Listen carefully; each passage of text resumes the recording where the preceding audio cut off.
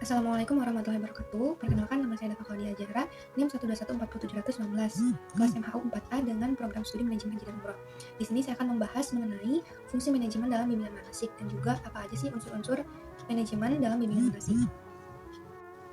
Nah, fungsi manajemen dari bimbingan manasik ini terdiri dari 4 komponen. Yang pertama yaitu ada planning atau perencanaan, yang kedua itu ada tahap organizing atau pengorganisasian, yang ketiga ada tahap actuating atau pelaksanaan, dan yang terakhir ada tahap controlling atau pengawasan. Nah, pada tahap perencanaan ini, biasanya pihak pelaksana, baik itu KBIH ataupun KUA yang melaksanakan bimbingan manasik, biasanya itu menyiapkan segala kebutuhan ataupun persiapan-persiapan terkait dengan bimbingan manasik, yaitu meliputi pemateri yang sudah disiapkan oleh Kementerian Agama, maupun juga susunan jadwal pemateri yang akan disampaikan ke jamaah. Nah, tahap yang kedua yaitu tahap organizing atau pengorganisasian. Pada tahap ini, baik bimbingan manasik di KBIA atau KUA, itu biasanya melakukan sistem atau teknis pelaksanaan. Seperti contohnya adalah teknis konsumsi maupun juga beberapa hal yang harus diperhatikan dalam pelaksanaan bimbingan manasik kepada jamaah. Nah, selain itu juga contoh lain adalah penentuan ice breaking atau jeda hiburan gitu setiap bimbingan manasik agar jamaah tidak merasa jenuh. Nah, yang ketiga itu tahap actuating atau pelaksanaan. Pada tahap inilah semua perencanaan tadi dilaksanakan secara efektif dan efisien. Nah, yang terakhir yaitu ada tahap controlling atau pengawasan. Nah, tahap pengawasan ini berkaitan erat dengan tahap pengevaluasian. Nah, biasanya pada tahap ini semua alur pelaksanaan yang telah dilaksanakan itu dinilai apakah KUA atau KBIHU sudah memberikan pelayanan yang terbaik bagi jamaah selama bimbingan manasik, dan apakah materi yang telah disampaikan itu bisa dipahami oleh jamaah. Nah, biasanya pada tahap ini itu diadakan tes, baik itu tes keguguran jasmani untuk mengecek kesehatan jamaah dan juga adanya tes latihan untuk mengukur sejauh mana pemahaman jamaah terkait materi yang disampaikan oleh beberapa materi. Nah, selanjutnya yaitu ada unsur-unsur manajemen dalam bimbingan manasik. Yang pertama yaitu ada man atau sumber daya manusia. Nah, sumber daya manusia ini tentunya sangat dibutuhkan dalam bimbingan manasik baik di KBIHU maupun di KUA. Tentunya sumber daya manusia ini memiliki standarisasi atau kualifikasi. Contohnya saja pada pemateri bimbingan manasik itu biasanya memiliki kualifikasi bersertifikasi haji, bersertifikasi pembimbing haji, dan juga tentunya dibutuhkan sumber daya manusia lain yang sangat relevan capability-nya dengan proses pelaksanaan bimbingan manasik. Contohnya yaitu mahasiswa manajemen haji dan umroh. Nah, yang kedua yaitu ada money atau dana. Nah, biasanya pada bimbingan manasik ini, jika jamaah mendaftarkan diri kepada KBIHU, biasanya perlu dibebankan uang sebesar 3,5 juta untuk biaya fasilitas bimbingan manasik, yang dimana biayanya itu sudah terstandarisasi sesuai dengan Undang-Undang Nomor 8 Tahun 2019. Nah, sedangkan bagi jamaah yang tidak mendaftarkan kepada KBIHU, melainkan mendaftarkan diri kepada KUA terdekat, itu tidak dibebankan biaya. Seperti itu. Nah, selanjutnya ada juga unsur manajemen bimbingan manasik, yaitu metode. Nah, di sini berisi tahapan ataupun cara pendekatan dari penyampaian materi bimbingan manasik. Nah, adapun metode bimbingan manasik ini juga sudah terdapat dalam Pedoman Pelaksanaan Bimbingan Manasik Haji Kementerian Agama Kabupaten atau Kota, Kantor Urusan Agama Kecamatan, dalam pasal 14, bahwa di sana tertera metode bimbingan manasik ini bisa ceramah tanya jawab, praktik simulasi manasik. Nah, tahap berikutnya dalam unsur manajemen bimbingan manasik yaitu terdapat materials, di mana pada bimbingan manasik ini diartikan sebagai bahan materi yang akan diajarkan kepada jamaah. Nah, materi atau bahan ajar tersebut telah terstandarisasi di dalam Peraturan Menteri Agama Nomor 9 Tahun 2014 tentang Pedoman Pelaksanaan Bimbingan Manasik Haji pada bab 7 tentang bimbingan pasal 13, yakni meliputi materi kebijakan penyelenggaraan ibadah haji di tanah air, kemudian materi taklimatul haji, tata cara ibadah haji atau manasik ibadah praktik lapangan, kemudian ada juga fikih haji, manasik perjalanan keselamatan penerbangan, ada juga hikmah ibadah haji, arba'in, ziarah, kesehatan, akhlak, adat istiadat dan budaya Arab Saudi, hak dan kewajiban jamaah haji, serta pembentukan ketua regu, ketua rombongan atau karom, ketua kloter, serta yang terakhir yaitu melestarikan haji mabrur. Nah, selanjutnya yaitu ada mission atau alat, di mana pada manajemen bimbingan manasik ini, alat berarti sebuah sarana prasarana yang dibutuhkan oleh jamaah pada saat pelaksanaan bimbingan manasik. Contohnya yaitu kursi roda ataupun tongkat bagi jamaah lansia yang terkendala.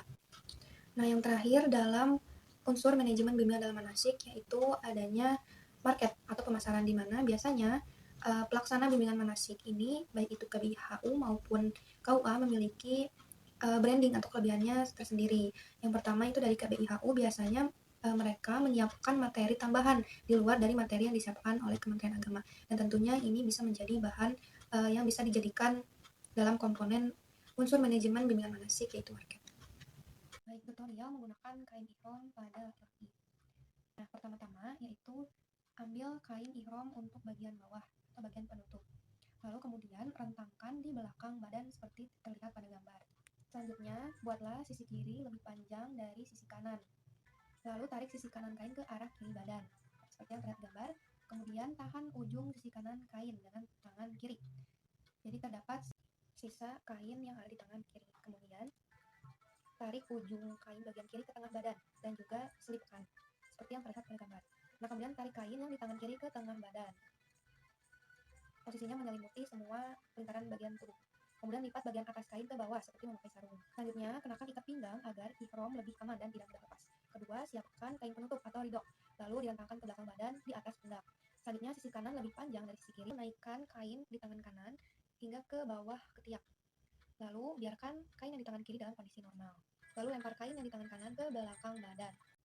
Nah, seperti itulah tata cara pemakaian kain ihram pada laki-laki. Baik, Assalamualaikum warahmatullahi wabarakatuh. Alhamdulillah pada pagi hari ini Bapak, Ibu jamaah, kita bisa senantiasa untuk dapat hadir dalam bimbingan manasik pada pagi hari ini dengan keadaan sehat walafiat. Kita lupa juga bersyukur kehadirat Allah SWT yang telah memberikan kita rahmat dan karunia, serta juga tak lupa salawat serta salam kepada junjungan kita yaitu Nabi Muhammad SAW serta para pengikutnya hingga akhir zaman. Nah, baik para ibu dan bapak jamaah, di sini saya akan membahas mengenai rukun haji dan doanya.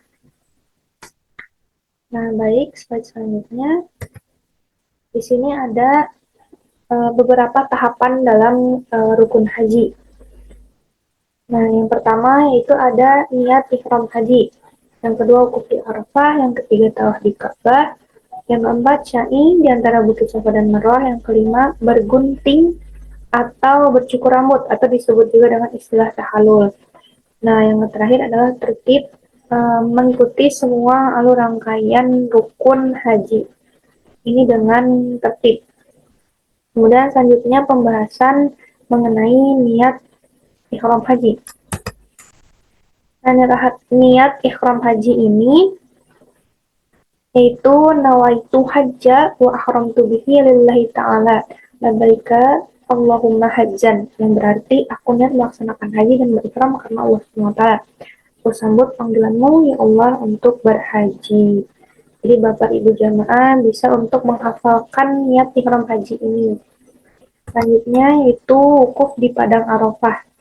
Nah, wukuf di Padang Arafah ini yaitu eh, keadaan di mana jamaah diperkenankan untuk berzikir baik itu dalam keadaan duduk, berbaring atau tidur di Arafah, bermula daripada gelincir matahari yaitu masuk waktu zuhur 9 Zulhijjah sehingga ketika sebelum terbit fajar atau masuk waktu subuh pada tanggal 10 Zulhijjah. Selanjutnya yaitu tawaf ifadah. Nah, tawaf ifadah ini merupakan jamaah harus mengelilingi Ka'bah sebanyak 7 kali putaran dengan melafalkan bacaan talbiyah. Nah, bacaan talbiyahnya seperti ini, yaitu Bismillahirrahmanirrahim, labbaik Allahumma labbaik, labbaik la syarika laka labbaik, innal hamda wan ni'mata laka wal mulk la syarika la. Yang berarti aku datang memenuhi panggilanmu ya Allah, aku datang. Aku penuhi panggilanmu ya Allah, tiada sekutu bagimu.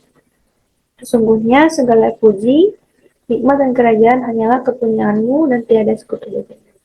Selanjutnya yaitu pada tawaf itu biasanya juga kita diperkenankan untuk meminum air zam-zam ya para jamaah.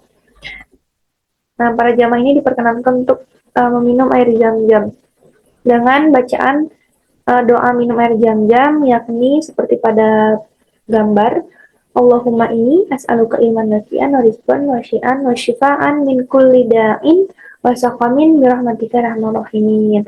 Dengan arti, ya Allah, sesungguhnya aku mohon kepadamu ilmu yang bermanfaat, rezeki yang lapang, dan kesembuhan dari segala penyakit dan kepedihan dengan rahmatmu, ya Allah, Tuhan yang maha pengasih lagi maha penyayang. Nah, selanjutnya ada juga rukun selanjutnya itu sa'i di Bukit Safa dan Marwah. Nah, sa'i ini para jamaah diperkenankan untuk para jamaah laki-laki diperkenankan untuk berlari-lari kecil dari Bukit Safa ke Bukit Marwah. Namun bagi jamaah perempuannya, bagi ibu-ibu, nah ibu-ibu tidak diperkenankan untuk berlari, tapi berjalan cepat dan tetap berhati-hati.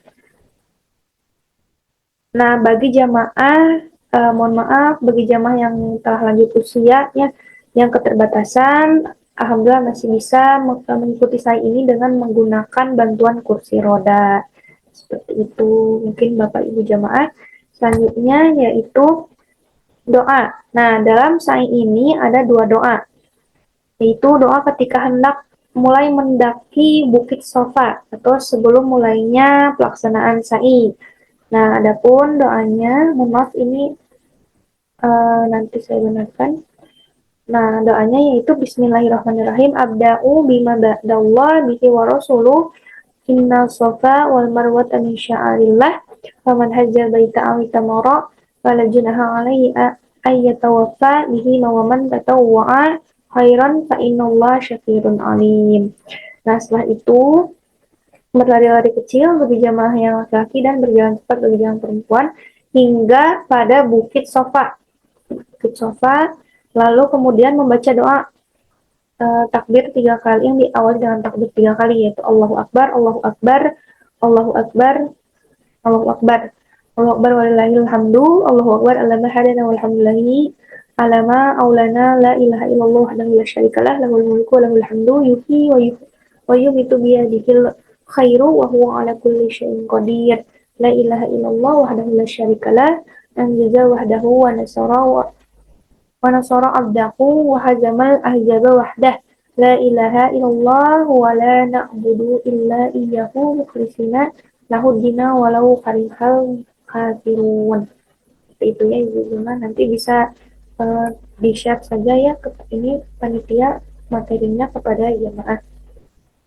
Selanjutnya yaitu bacaan tahallul. Nah, karena di sini rukun haji, jadi banyak sekali rangkaian-rangkaian proses haji yang tidak termasuk ke dalam sini ya, tapi ada juga masuk ke dalam syarat wajib haji.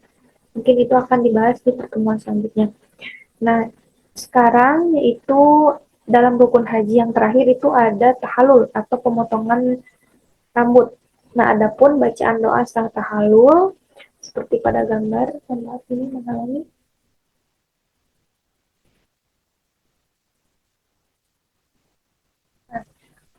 Alhamdulillahillazi qada manasikana Allahumma jibna imanan wa yakinan wa aunan waghfir lana wali walidayna wa lisairi muslimina wal muslimati.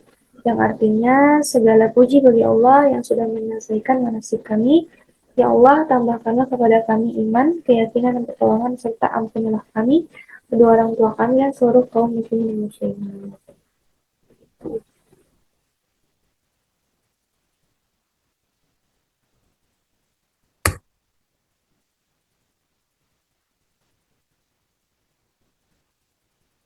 Nah, bagi para ibu atau bapak jamaah yang dirasa kurang memahami, boleh untuk menghubungi telepon saya dan juga boleh di follow bapak ibu jamaah Instagram saya apabila uh, penasaran dan ingin melihat beberapa rangkaian proses alur pelaksanaan. Mungkin cukup sekian yang dapat saya sampaikan. Mohon maaf apabila masih terdapat banyak kekurangan kesalahan. Wabillahi taufiq wal hidayah. Wassalamualaikum warahmatullahi wabarakatuh.